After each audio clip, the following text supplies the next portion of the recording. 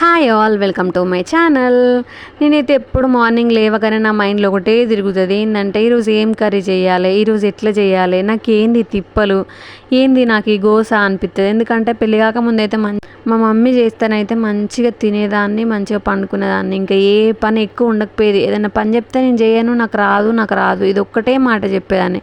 కానీ ఇప్పుడు నాకు రాదు, నేను చేయను అంటే నడవదు కదా సిచ్యువేషన్ అట్లా. అందుకే ఇంకా ఏం చేస్తాం, చేయాలి కదా అని చెప్పి అయితే చేస్తున్నా.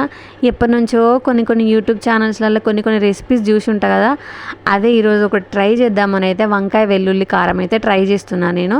అందుకోసమనే మొన్న మార్కెట్లో ఈ పొడుగు వంకాయలు తీసుకొచ్చిన, లేకపోతే మేము నార్మల్గా వైట్ చిన్న వంకాయలే వాడతాం ఎక్కువ. ఇవి అందుకే తీసుకొచ్చిన. వాటిని అయితే మంచిగా కట్ చేసుకొని అయితే సాల్ట్ వాటర్లో వేసుకొని అట్లనే ఆనియన్స్ పచ్చిమిర్చి కూడా కట్ చేసుకుంటున్నాను. కొంతమంది ఏ వంట చేసినా బాగా సెట్ అవుతుంది.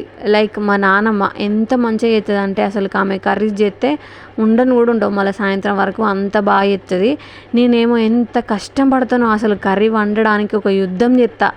అంత చేసినా కూడా మా ఆయన ఒకటే సీదా సింపుల్గా చెప్తాడు, ఇది మంచిగా లేదు అనుష, అది మంచిగా లేదు, ఇది మంచిగా లేదు అని అంటూనే ఉంటాడు. నాకు ఆయన నోటి నుండి ఒక్కటి వినాలనిపిస్తుంది, అబ్బా మస్తు చేసినావు తెలుసా నువ్వు అని. ఇనే రోజు ఎప్పుడు వస్తుందో ఏమో, నాకు అసలు అర్థమే కాదు. అందరూ అంతే కదా, మనం కష్టపడి చేసిన దానికి రిజల్ట్ మంచిగా ఉంటేనే కదా హ్యాపీగా ఉండేది. ఇది మంచిగా లేదు, అది మంచిగా లేదు అంటే ఎంత బాధ అనిపిస్తుంది. నేనైతే మొన్న చికెన్ కర్రీలో మస్తు డిసప్పాయింట్ అయినా. ఇంకా మళ్ళీ నాన్ వెజ్ జోలికే పోవద్దు అనుకొని ఫిక్స్ అయినా. అందుకే మా ఆయన అంటాడు, నువ్వు నాన్ వెజ్ మంచిగా చేయవు, వెజ్ బాగా చేస్తావని చెప్పి నాకు ఈ వెజ్ వంటలు కూడా మా ఆయనే నేర్పించిండు. నాకు ముందు ఏది రాదు, ఇప్పుడే నేర్చుకుంటాను. ఇంకా యూట్యూబ్ పుణ్యాన, ఇన్స్టాగ్రామ్ పుణ్యాన ఇంకా అదొకటి వంటలు ట్రై చేస్తాను తప్ప, లేకపోతే ఆయనతో రాకపోవు. ఆ వంకాయలు కట్ చేసుకున్న తర్వాత అయితే ఆ వెల్లుల్లి కారం కూడా ముందే మిక్సీ పట్టుకొని పెట్టుకున్న. ఎల్లిపాయలు, జీలకర్ర, ఉప్పు, కారము మిక్సీ పట్టుకొని పక్కన పెట్టుకున్న. ఆనియన్స్, పచ్చిమిర్చి, జీలకర్ర, ఆవాలు, పసుపు, అల్లం ఎల్లిగడ్డ పేస్ట్ వేసుకొని వేయింపుకున్న తర్వాత ఈ వంకాయలను కూడా వేసుకొని మంచిగా మొత్తం ఆయిల్లోనే వేయింపుకుంటున్నాను. మొత్తం వేయింపుకొని కొంచెం ఏమో ఉప్పు వేసుకున్నాను, ఎందుకంటే తొందరగా ఉడుకుతాయి కదా అని చెప్పి.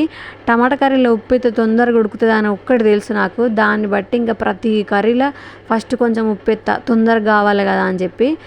అది వంకాయలు కూడా మంచిగానే ఉడికినాయి ఉప్పు వేసిన తర్వాత. కొంచెం ఇక మధ్యలో ఆ కర్రీని చూసుకుంటా మిగిలిన పనులన్నీ చేసుకుంటూ వచ్చిన నేను. ఈ యొక్క కర్రీ కాన్నే ఉంటే నడవదు కదా, ఇంక ఇంట్లో పనులన్నీ చేసుకోవాలి కదా అని చెప్పి అయితే చేస్తున్నా నేను. మీరు కూడా అంతే కదా, ఇంట్లో అందరూ అంతేలే. కూర ఏమో ఫస్ట్ వండడానికి పెట్టి వేరే పనులు చేసుకుంటారు. సేమ్ నేను కూడా అంతే. ఒక్కొక్క పనులు ఇంకా మా ఇంట్లోకి ఎవరికైనా చెప్తా, వాళ్ళు చేసే పనులు అయితే చేయని అయితే ఇంకా నేనే చేసుకుంటా. అట్లనే ఈ వంకాయ కర్రీ కూడా లాస్ట్కి ఇంకా వెల్లుల్లి కారం కూడా వంకాయలు మంచిగా ఉడికిన తర్వాత అయితే దాంట్లో వేసుకొని అయితే మంచిగా కలుపుకున్నాను నేను. కలుపుకొని కూడా మళ్ళీ దానిపైన మూత పెట్టి అయితే కాసేపు వదిలేసిన. మంచిగా అయితే ఉడికిపోయింది. ఇక లాస్ట్కి కొత్తిమీర వేసుకుంటే అయిపోతుంది. కొంచెం కొత్తిమీర మంచిగా కడుక్కొని అయితే వేసుకున్నాను నేను. కర్రీ అయితే లాస్ట్కి అయిపోయింది. టేస్ట్ మాత్రం సూపర్ వచ్చింది. నేను చేసిన అని కాదు కానీ నిజంగా బాగా వచ్చింది, నాకు నచ్చింది.